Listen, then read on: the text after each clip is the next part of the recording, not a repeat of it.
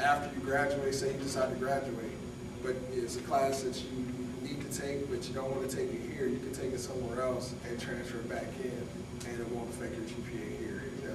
That's just one of the requirements, so that's just another thing to think about. You have a question? Talking about salary, with degree or without degree, is convenient? It's to me, well, some of the places I've been, like for the military, it does help you get promoted. So you can be a higher rank, you can get a commission as an officer if you like by having a degree. So there's some benefit to it. When I worked in corporate America, you know, having a degree really kind of changes the pay scale a little bit too. I work for an online university, so how do you work as an advisor for an online university if you don't have a degree? You know, so there's certain requirements that, you know, it's a great job, you can make a lot of money, but if you don't have that degree, there's not a lot of things you can do. I heard one person when I was finishing up my bachelor's degree, somebody, they were like Aldi was really expanding. All the, you know, the grocery store and all canned foods, they were paying, I think $75,000 for like a regional manager. Just look, I think it was only like 3 or 4 Aldi stores that you had to be over just for having a bachelor's degree. I mean, so, you know, you can imagine just the difference it can make just by getting a general bachelor's degree. Now, of course, if there's something that you want to specialize in, like Rosa, it was better for her to go ahead and do her undergrad in finance, right? Accounting. You know, because accounting, you know, if you want to do your master's in accounting, it kind of helps to have, you know, a bachelor's in accounting if you have to do all those courses anyway. You know, so it does help, but there's other stuff that you can still use the Board of Governors to that, settle. You can still use it to your advantage. Because the one thing too that I thought was a really good, you know, if you're just able to come to school part-time and you can't go full-time, which a lot of the, I mean, that's one good thing about Governor State is that a lot of the classes are offered at the time that you usually can come after work, but there's a lot of changes going on, and there's a lot more classes in the day than there used to be, and there's a lot more full-time programs than there used to be. So having that flexibility to be able to, well, if I can get my bachelor's here and still get the classes I need to meet this requirement, I don't have to take off work right now, and then, you know, when I get to the point where I want to get my MBA, I can do it all online.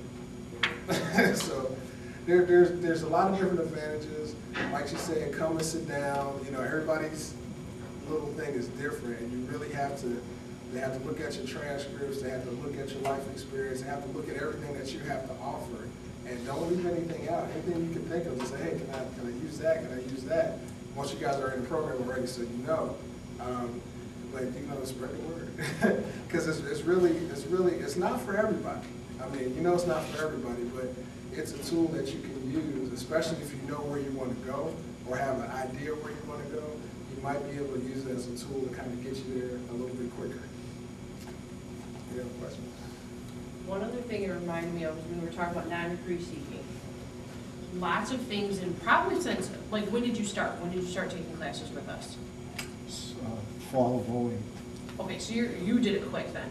Yeah. Some people have been here, say, 3 years. We recently just started an application fee for undergrad students. Okay, so it's $25 to apply to an undergrad program.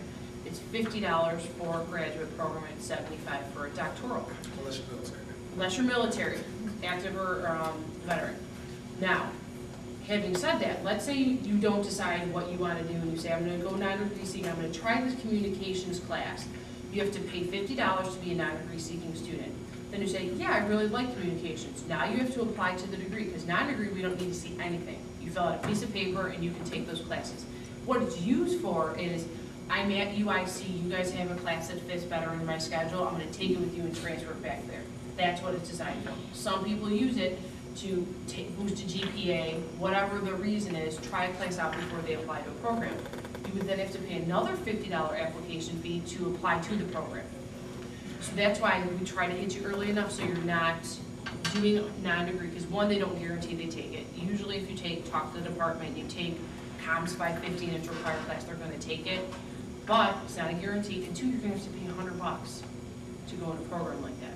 So, you know, Right, so I mean, we definitely wanna get you in, and they're becoming stricter with us as far as, we defer your enrollment. A lot of people get into a program and then something comes up and they don't, they're limiting how often. We used to have people that every term would defer. Now it's basically a year. If you don't come within a year, we take away everything, you have to start the whole process over. So that's once you're accepted into the program. Yeah. Okay. So a lot of things that's what I mean, if you know people, that people always just come in, oh, but my friend went here 5 years ago. Things are really changing. Yeah. You know, there's a whole lot, since you've been here, there's a lot of changes. You know, I've been here 3 years, a lot of things in our office have changed as far as admission requirements, and that's why the College of Business changed everything this fall.